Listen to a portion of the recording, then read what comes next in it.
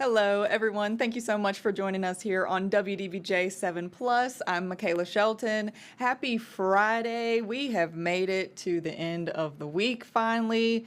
It's feeling good. It's feeling good outside, and we've got a lot of events also to talk about that's happening this weekend that we're going to get into. Lots to discuss in today's WDBJ7 Plus show. We're, of course, going to take a look at your First Alert hometown weather forecast in just a little bit to see what we can expect for this upcoming weekend. Maybe you have some plans, outdoor plans, just see what that's looking like for you. We're also going to take a look at your top local headlines for today, and we're also going to have an interview here talking about a really fun event that's happening in one of our hometowns this weekend.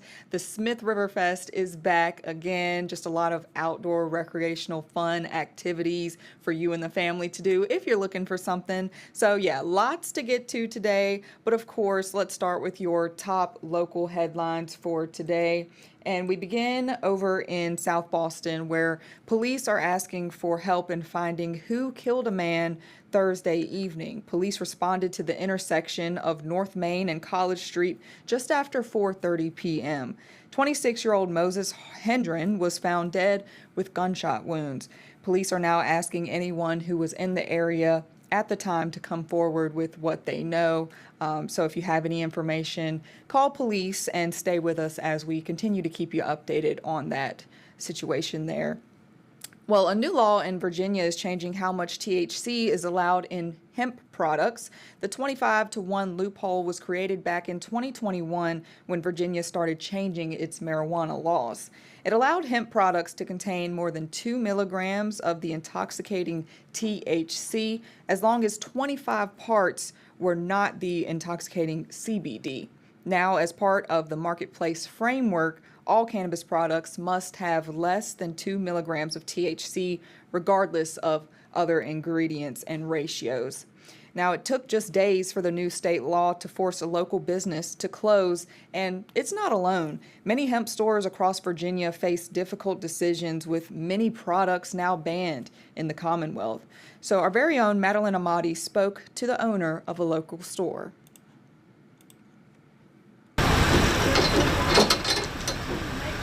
Virginia's August 15th hemp regulations are hitting hometown stores right now.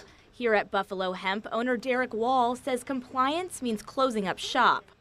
I'm not saying what the government does is good, but I also want to work with them and educate them versus be against them, because I really don't think that the government understands what they're doing. While the Floyd location is gone, the owner is keeping the Roanoke store open by partnering with other co-tenants, selling art, t-shirts, and plants to try and diversify. I think it's a lot of devastation in the industry. There's many people that, I don't know if shut down is the right word, but they're definitely struggling and going to continue to struggle. For now, the illegal to sell product is boxed up and locked in storage. We're looking towards the future. We want to get into retail cannabis sales when that happens next year. If we get a license, and that's, a big if, but we're working towards that day. For some, compliance means closing their doors for good, while others pivot and struggle just to hold out for an uncertain future. That was Madeline Amati reporting there. And here's what we know for certain. Virginia is still getting a retail cannabis market next year. Businesses have to apply for a license to sell, and those licenses are limited. They will be awarded through a lottery system. So stay with us as we continue to cover that developing situation there. Well, VDOT announced the next phase of the I-81 widening project is about to begin. It started last fall and isn't supposed to end until July of 2031. The project is expected to cost $479 million. Now, if you're driving on 81 over the next 8 weeks, you might want to think about leaving a little earlier. VDOT just announced another round of slow rolls from upcoming blasting on several exits. Our very own William Bazone tells us what's to come. Like anyone from Roanoke who drives 81, Bryson Randolph knows the routine and has a plan. You hit about 40 and then you'll get stuck. It's kind of challenging when you're traveling the interstate. I try to stay back roads. These back roads will get busier next week when VDOT brings the boom. Crews will begin blasting on Interstate 81. Demo days will be Tuesday, Wednesday, and Thursday mornings through mid-October, so you'll need to slow your roll as you're heading out on the road. A lot of our construction projects, we do take into account peak travel times in the morning and the evening, and that's why we schedule, when we can, we schedule around those peak travel times, so many drivers are not affected by construction. Jenna Zibden with VDOT also says law enforcement could completely stop traffic to allow for safe spaces in construction zones. The state says 15-minute stoppages are likely, but she says some could be longer. Like I said, it's not going to be 2 hours of stop traffic. It's only going to be up to 30 minutes. Randolph said he wants to see his hometown keep growing, and anything that brings that is a win. You know, they're making the Tanglewood area bigger. They're kind of expanding in every area of Roanoke. So I definitely think that it will be helpful for the future going forward. A detour worth taking if it means a smoother ride down the road. And that was William Mazzone reporting there. Keep your eyes out, though, over the next few days because construction entrances are still being finished northbound and southbound. William spoke to a VDOT crew member who suggested taking Route 11 as a detour because it runs the same course as 81. Some other businesses he caught up with say they don't think they'll see too many changes because of the construction. All right, well, a new name and a new mascot. The Salem Ridgeacs are wrapping up a successful inaugural season after rebranding from the Salem Red Sox. Our very own Caitlin Kirkpatrick shows us how the new identity is generating fresh excitement both on and off the field. For 15 years, baseball fans in Salem knew their home team as the Red Sox. But back in November, a new era began. The team rebranded as the Ridgeacs. And while a name change can be a tough pill to swallow for diehard fans, the new brand is quickly winning over the ballpark. Well, Red Sox are such an iconic name, right? But the Salem Ridgeacs are fun, right? And I like, too, I was thinking about the name, I like how Ridgeacs kind of sounds like Red Sox. Scott Sheeler is a brand new fan. His son debuted with the team just last night, and he's already fully decked out in new gear. He's not the only one. General Manager Alan Lawrence says merchandise sales and attendance are way up, even among initial skeptics. Interestingly enough, a lot of the people that initially told us they didn't like the new brand, we've seen out here wearing a new Ridgeacs hat or Ridgeacs jersey. Lawrence says the new identity has allowed them to get creative, incorporating new mascot Mac alongside returning favorite Muggsy. And for those who argued there are no yaks in Salem, we're going to have some baby yaks here at the ballpark. So for all the people that said they don't exist in Salem, we will have them here on Saturday. Proving that in Salem, the Ridgeacs are really here to stay. In Salem, Caitlin Kirkpatrick, WDBJ7. All right, great to see that excitement out there on the field. And sticking with the sports theme here, flag football has become one of the fastest growing sports in the country. Now Roanoke College has decided it's time to get in on the game. They're adding a varsity women's flag football team. While their kickoff isn't until spring of 2028, the program is already starting to take shape. Our very own Logan Beebe takes us inside the college to see what this means to the Maroons. It's game on at Roanoke College. Athletic Director of Roanoke College, Curtis Campbell, says he's had his eye on adding women's varsity flag football for a while. Once other schools jumped on board, he knew it was time. And we had some colleagues in the ODAC who was also thinking about adding it. And so I think in spring of 28, there will probably be about 6 ODAC schools that have it. But this is about more than just filling out a schedule. For Associate Athletic Director Daniel Smith, it's a chance to open a door that's been closed for a long time. I think it's just great to bring maybe a different type of sport for females, and I think it just breaks stereotypes, which is great to see in athletics. Deciding to add women's flag football to Roanoke College, that was the easy part. Now the hard part is trying to find the right head coach. We're looking for primarily a recruiter and somebody that understands X's and O's and somebody that can relate well with the women. Whoever gets that job is stepping into a program built by people who don't like to wait around. And so we're used to doing things fast here at Roanoke, and in spite of doing it fast, we did it good. They are hoping to have a new head coach by next month, but regardless of who it might be, they'll be doing more than just coaching a roster. They'll be spearheading a new opportunity for women at Roanoke. Reporting in Salem, I'm Logan Beebe, WDBJ7. Now, that will be the 15th women's sport on Roanoke's campus. The Maroons hope to sign at least 12 new student athletes by fall of 2027, setting the stage for a first varsity season the following spring. All right, well, that was a look at some of your top local headlines for today, but don't go anywhere because coming up after the break, we are going to take a look at your First Alert hometown weather forecast. We're going to be joined by our chief meteorologist, Justin Pavic, to talk about what's coming up for the weekend and what you can expect for the rest of the day. And we're also going to have an interview talking about a huge event that's coming up this weekend out in Henry County. The Smith River Fest is back, and we've got a lot of other events, y'all, happening across our hometowns this weekend that we'll get to. So stay with us. We'll be right back after this quick break.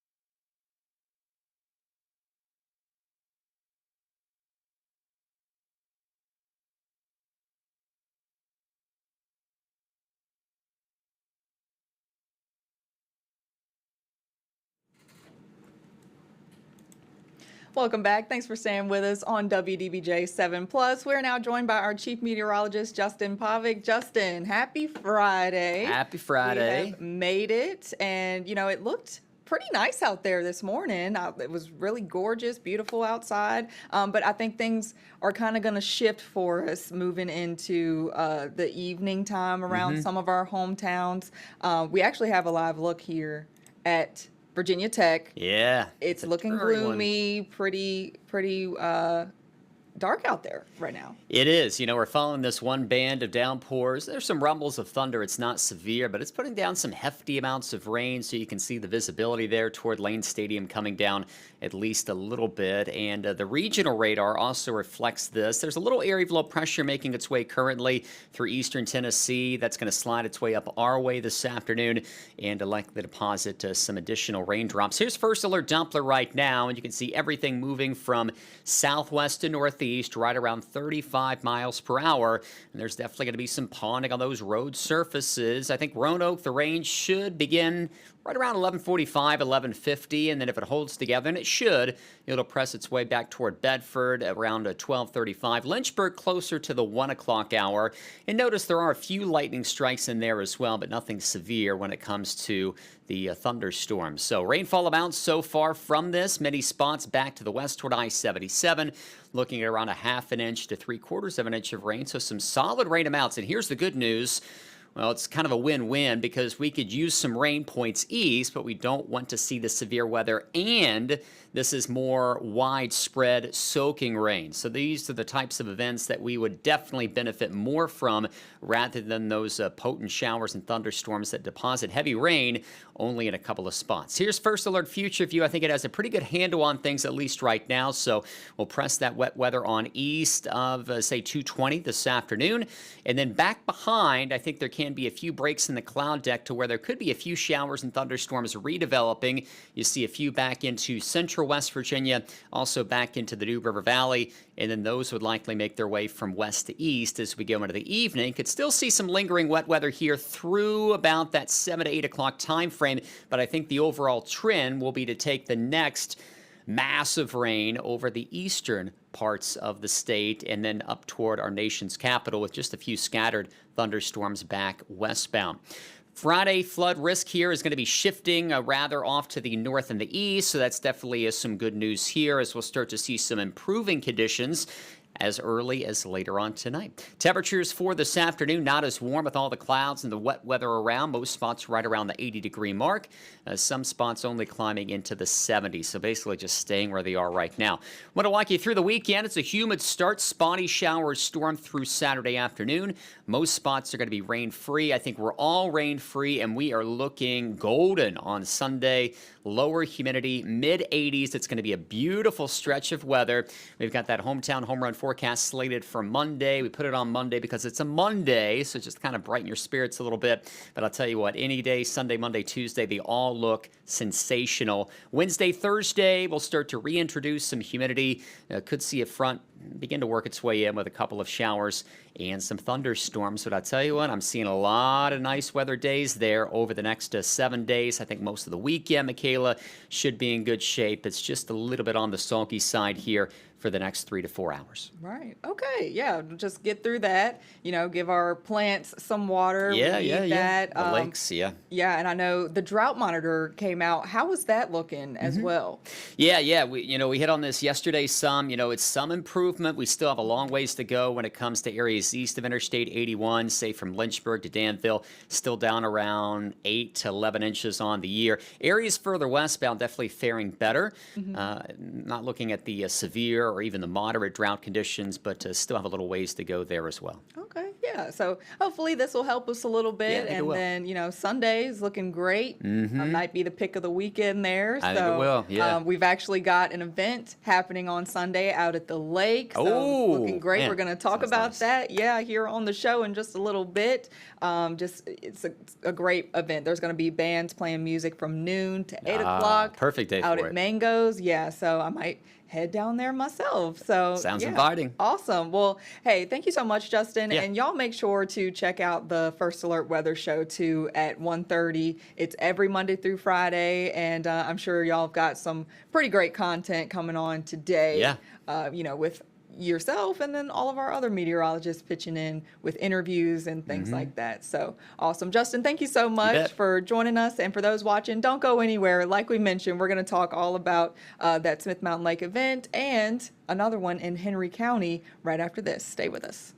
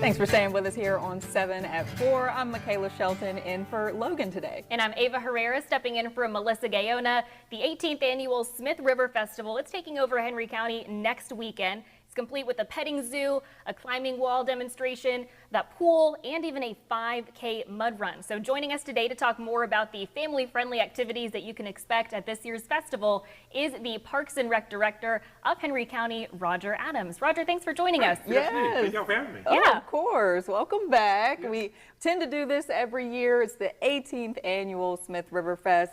So tell us, for those who maybe haven't been, haven't heard, what can people expect from the Smith River Fest out in Henry County? Sure. There's truly something for everyone, no matter what your level of activity is. We have in the morning, we start off with the Yoga by the Rivers, our first activity in the morning. And so you get your day started off right. And then all throughout the day, we do free river tubing all day long. So you can check out a tube, a life jacket, float the river. We have a ton of food trucks. We have an amazing band in the afternoon. We have a beer garden. We have a mud run, a boat race on the river. And whether you're a child, adult, families, there's really something for everyone there. And we're looking at a couple photos right now. You can see the rock wall out in the distance, but what I'm really noticing, Roger, is it's families, it's adults, it's kids, so little something for everybody in every age group. Is this something that you'd say makes the festival so unique? It is. It really is. Whether we have the kids mini mud run in the morning, we have the mud run for adults to take place in. If you've never been on the river, on the Smith River, and you've never been in a canoe or kayak, we have a large demo pool where you can try out a canoe or kayak in a safe environment and just enjoy that. For kids, we have a rock climbing wall, we have bounce houses in the afternoon. All those are free. And families, as we mentioned, can take the kids and adults on the river doing tubing. And we have a ton of vendors there. We sold out on vendor spots this year. Wow. So there's people selling. There's a lot of unique homemade items that folks can purchase for friends, loved ones, for holidays, birthdays, etc. And then we have a large food truck area this year, so folks can come out and taste a lot of different food items this year. Right, yeah, it sounds like a huge community event, yes. just really benefiting local partners too, the local area. Talk about the impact that this has and just how many people it brings to, the Henry County area. So outdoor recreation has grown tremendously in Henry County in the last 15 or 20 years with the Smith River Blueway, Philpott Lake, Philpott Marina, and this is really a celebration of outdoor recreation in Henry County. We have about 2,500 people that come out for the event. We have a magic show in the afternoon. We'll have the band, and so it's a way for folks to come out and enjoy Henry County, enjoy the Smith River, and see what all we have to offer. And I love that you were talking about, back to accessibility for everybody, that you have the separate mud runs for kids group and for adults group. Talk to us a little bit more about the mud run. What can people expect? Yeah, that's one of the highlights of the festival. We generally have about 100 runners, and we start off, the race starts with the mud pit that you see in there. So you actually get to go through that twice. So the race starts off, you get good and muddy to start the race, and then you go about 3 miles around the Smith River Sports Complex, through a creek, up some hills, through obstacles, over some barriers, and then you get to come back through the mud pit again. We do have a water truck that we can hose you off with afterwards. Perfect. So That's good. So you don't have to spend the rest of the day muddy. We'll get you cleaned up after the mud run, and you can enjoy the rest of the day with some food and the band and beer garden and things. Yes. That way the parents won't be mad at the kids for getting their trucks and cars all muddy. And so, it just sounds like there's really so much to do there for all ages, adults, kids. How much is it for families that would like to go? So the nice thing about Smith River Fest, admission and parking is free. Awesome. Most of the activities are free. The tubing, the rock climbing wall, the bounce houses, the magic show, the band, all that's free.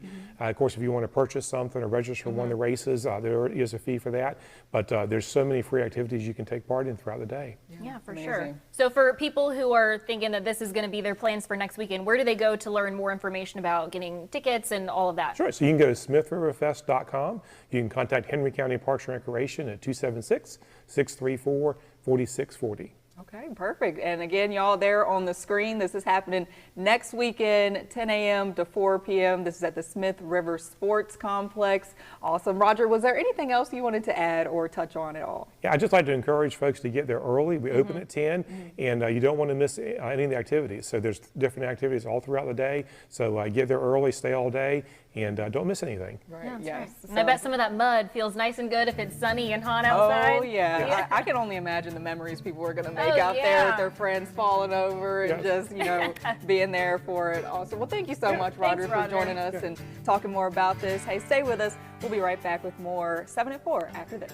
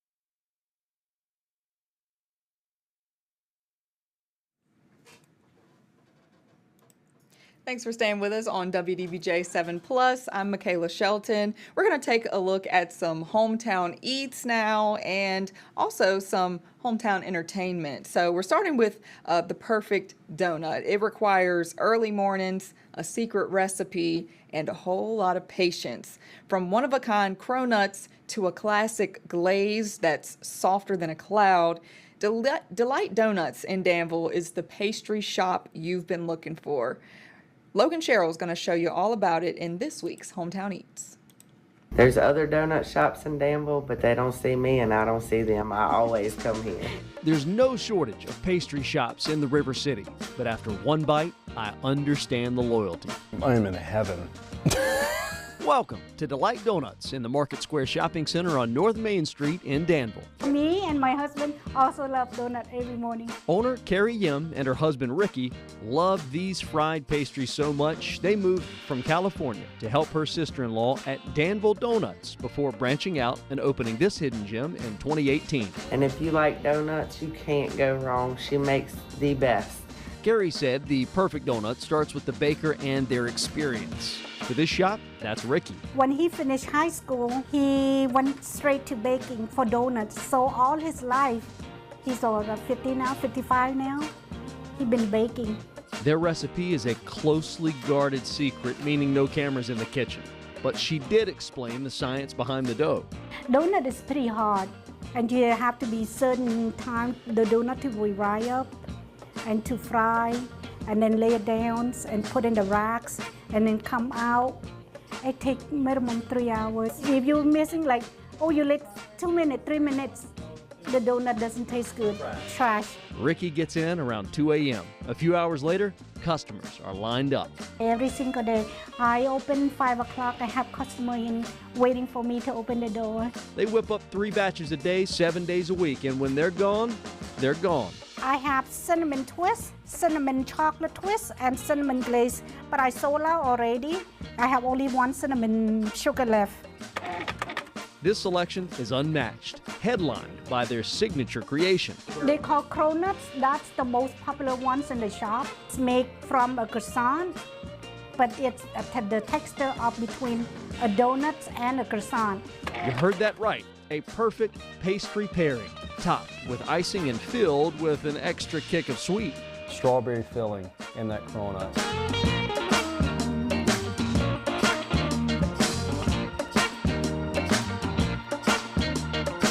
Oh goodness.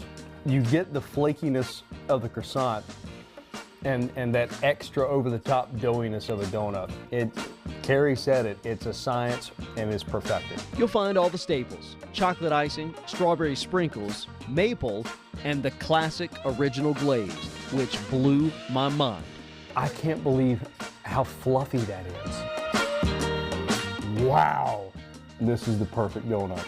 This is a cinnamon roll. Just like the donut, is so soft. How does it stay this fluffy? It's not hot because it didn't just come out of the oven, but it tastes so fresh. It's apple fritter. A lot of customers come out from far away. They bought a dozen of them. They put in the Ziploc and they put into the freezer. Very crunchy. A hit of cinnamon all throughout it as well. Decades of making donuts, and Carrie still brings that first day passion to every morning. I love my customer. They're very nice, they're very friendly. Everybody come in, hey, how you doing? We're like friends, you know? She's super sweet. The lady that owns it, she's always sweet to us. I feel like a little kid in a literal candy shop. Delight Donuts, a hometown eat that's delightfully delicious. Wow. Of course, I'm craving some donuts now. That looked amazing, and yeah, definitely somewhere to check out if you haven't. All right, well, now let's talk about some weekend events that are happening around our hometowns. Starting off with Herschel Sizemore. He was a talented mandolin player whose unique style influenced generations of bluegrass musicians. Sizemore died 4 years ago, but on Saturday, his music will be front and center during a tribute at the Floyd Country Store. Senior reporter Joe DeShield profiled Sizemore more than 20 years ago and recently spoke with 2 musicians from Western Virginia who count Sizemore as a major influence and a good friend.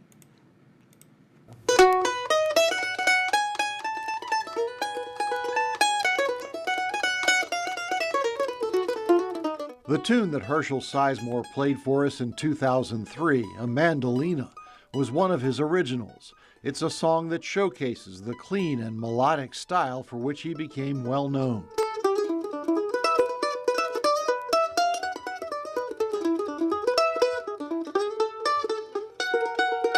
Sizemore grew up in Alabama and told us he was just 8 years old, visiting relatives in Nashville, Tennessee, when he attended a performance of the Grand Ole Opry for the first time. I seen Bill Monroe come out and play, and that just kind of done it. I remember telling my mom at that time, you know, when I grew up, that's what I wanted to do. And I just never did change my mind from that. That's what I always wanted to do. Sizemore traded licks with some of the best in the business, playing with many influential bluegrass bands. And friends joked he'd turned down offers from the rest. He moved to Roanoke in 1969, later performing and recording under his own name and sharing his knowledge with younger musicians. Spencer Blankenship was one of them. A member of the group New Standard Bluegrass, Blankenship studied under Sizemore from age 13 to about 18, and he remembers the first time he heard Sizemore play his signature song, Rebecca. And I remember thinking, I've heard this song. Like, this is a very popular song amongst mandolin pickers, and I was like, Herschel wrote this song. you know, and it was just a moment that I'll always remember of who I was really sitting in front of. And I think back to that time, and at that point I realized what you might say, the greatness that I was in the presence of when it comes to the mandolin world. It's so cold tonight in this cabin. Junior Sisk and Rambler's Choice headlined Salem's Pickin' in the Park on Saturday night. Sisk says Sizemore was already one of his heroes when he persuaded Herschel to hit the road with the band for a couple of years, beginning in 1999. And he taught me so much. I mean, because where I was going, he'd already been, and that helped me out tremendously. Sisk says he's sorry he'll miss Saturday's tribute. I'll be there in spirit and in heart, and I miss my buddy. I miss him a lot. But another musician Sizemore mentored, Alan Bybee, will perform at the Floyd Country Store with his band Grasstown. And so will Blankenship and New Standard Bluegrass. Herschel left such a mark on the bluegrass mandolin and really just the bluegrass world. It's important that we continue to keep that memory alive, that legacy alive, and remember where some of the notes and licks and tunes that young pickers are choosing to play today are really attributed back to some of Herschel's choices that he made on the mandolin through the years. One day I won't be here, and I'd like to think that somebody, liked what I did well enough to carry it on. In Roanoke, Joe DeShiel, WDBJ7.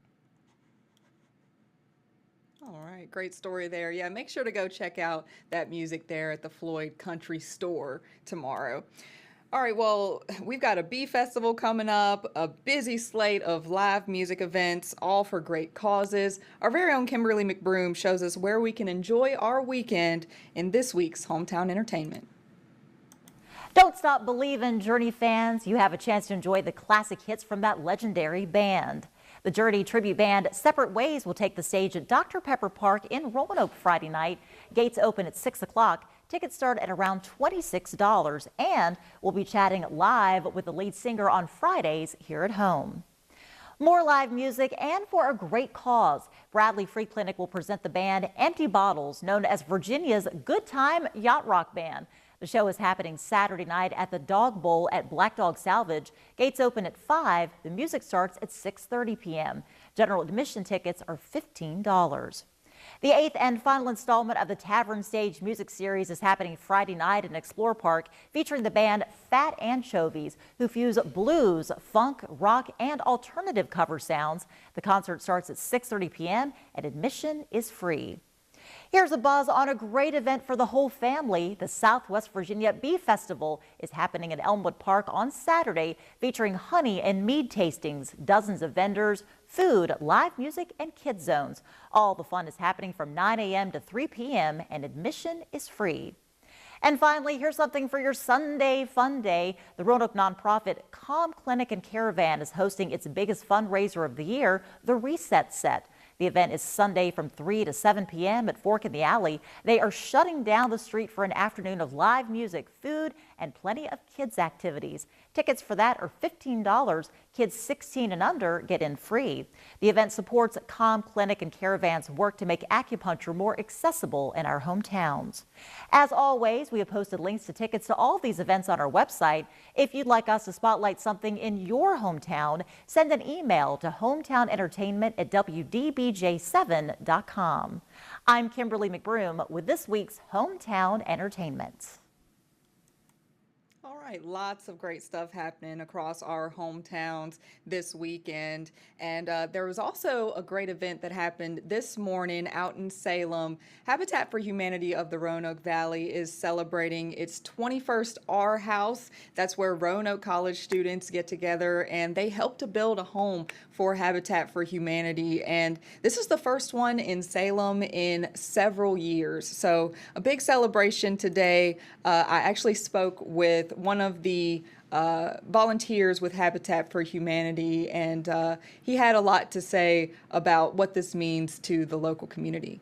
Every freshman who's come through the Roanoke College campus over the last 21 years has volunteered on this project. It's one of those ways that the college and Habitat are trying to introduce these new students to our community, but not only that, but to community service. So it's been going on for 21 years. We actually think it's a unique program and probably the only one in the entire country. So we're super excited about the fact that Roanoke College is continuing to do this program with us.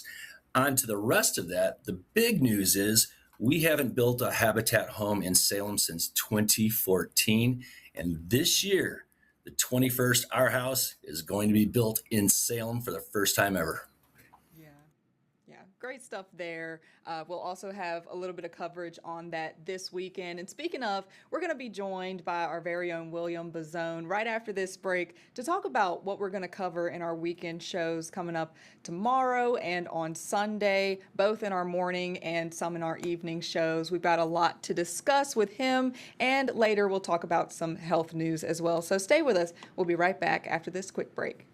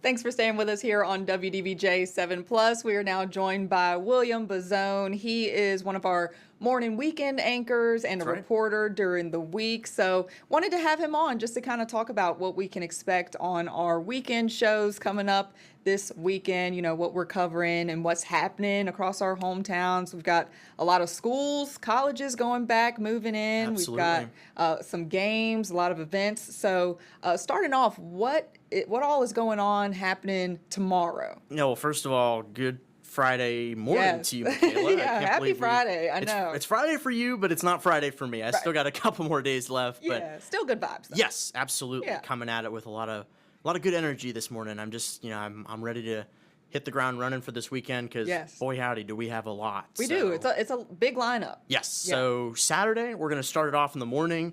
Here in Roanoke, we've got the sidewalk sales, so a lot of the boutiques downtown, they'll be setting up with some end of season sales. You can get some great steals. It's my girlfriend's anniversary with me this weekend, so I'm like, I might go get some last minute little trinkets. There you go. Good thinking. Take some notes, y'all. She's probably listening to this and she's probably like, oh gosh, and now she's gonna feel some pressure. So anyways, enough about that. Now, more about the weekend. So we got that going on, and then starting tomorrow as well, VSP is starting their Operation Disrupt, DISS-RUPT. It's part of a Drive Sober and Get Pulled or Get Pulled Over campaign that runs from Saturday through the end of Labor Day.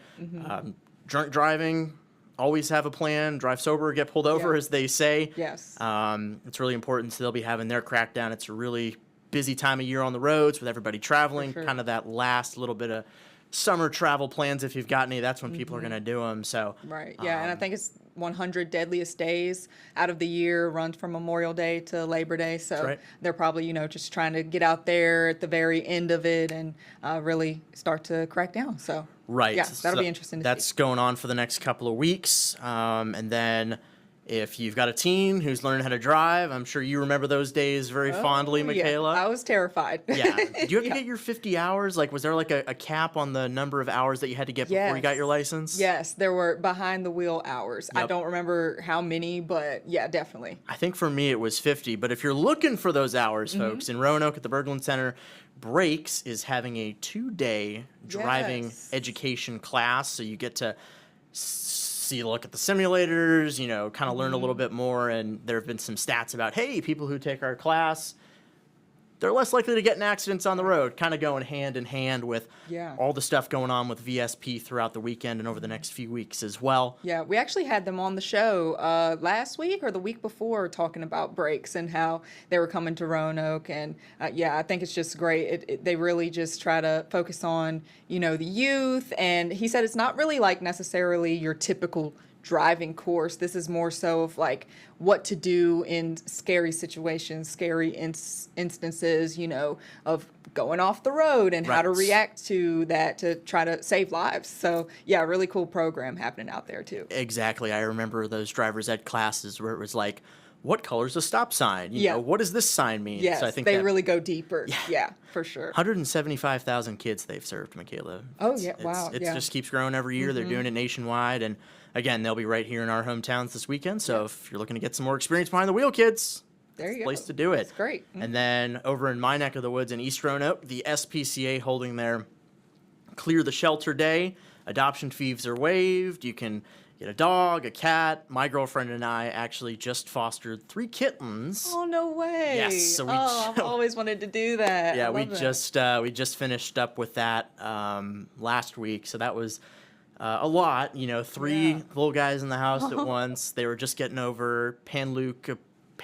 Oh, yeah. I think Natalie and Kimberly had those kittens with that, or the they were talking disease, about it. On here at home. So we were taking care of them, giving them the drops, weighing them, making sure they're eating right. So that was fun. Are they behaving? They were kind of being mean to each other. I mean, they were pretty good for the most part, but can't say it's not a plug. I mean, I had a great experience there, and they're super, super nice. We have them on here at home, and obviously 7 at 4 a ton with Pet Talk, things like that. So if you're interested in adopting a dog, a cat, a little companion around the house, that's a fun place to go and do it. And that runs from 11 to 6 over at their shelter in the east side of town. And then other things in the sports world, we're kind of getting to that point where it's high school football. Lord Botetourt hosting a week 0 game. It starts at 6 o'clock up in Daleville. They'll be taking on Rye Cove. They're taking up a long trek to get here, 3 hours up I-81 to come play LB. And Max Preps has high expectations for them this year, always perennially a threat to go deep in the playoffs. Top 60 team, according to them right now. That's their rank as the season starts. That game kicks off at 7. And then Caitlin was talking about it earlier in the show. The Ridgeyacks getting their new mascot. Yep. They are at home tomorrow at 6:35, and Sunday it's a 4:05 game. I remember those games as a kid. Let's see what the promos are this weekend. It does not look like they have any. But Saturday, it's Military Appreciation Night over at Curly and Clinic Field. Yeah. And all to say, I remember as a kid, you know, on Sundays, kids would run the bases and all that fun stuff. So yes, always a good time at those minor league games for sure. Yeah, and then also on Sunday, Michaela, we were kind of talking about it a little bit in the show with Justin. Battle of the Bands out at Smith Mountain Lake. Yeah. It's going to be a full event out there. Got a big lineup. Yes, 8 bands. We had them on the show yesterday talking all about it from noon until 8 p.m., y'all. This just live music all day. Each one gets 45 minutes to perform, and then the people are the judges. Basically, you vote with maybe a few dollars, each one you like, and whoever raises the most wins. They take home, I believe, a grand prize of $500. That's right, $500. Yeah. And for folks, everybody loves their free 90 free stuff, right? No cover charge. You can just go hang out, listen to some music, eat some good food. 8 bands, as you can see there, taking the stage at Mango's. Yes. Lots to watch out for there. Obviously, the Smith River Fest down in Henry County going on as well. So lots of great stuff this weekend. It's always fun to see that. And of course, all the kids going back to college nowadays. You were talking about your brother getting moved in. Matthew McKinney, our morning producer, was talking about his sister moving in. Liberty and VT. Yep.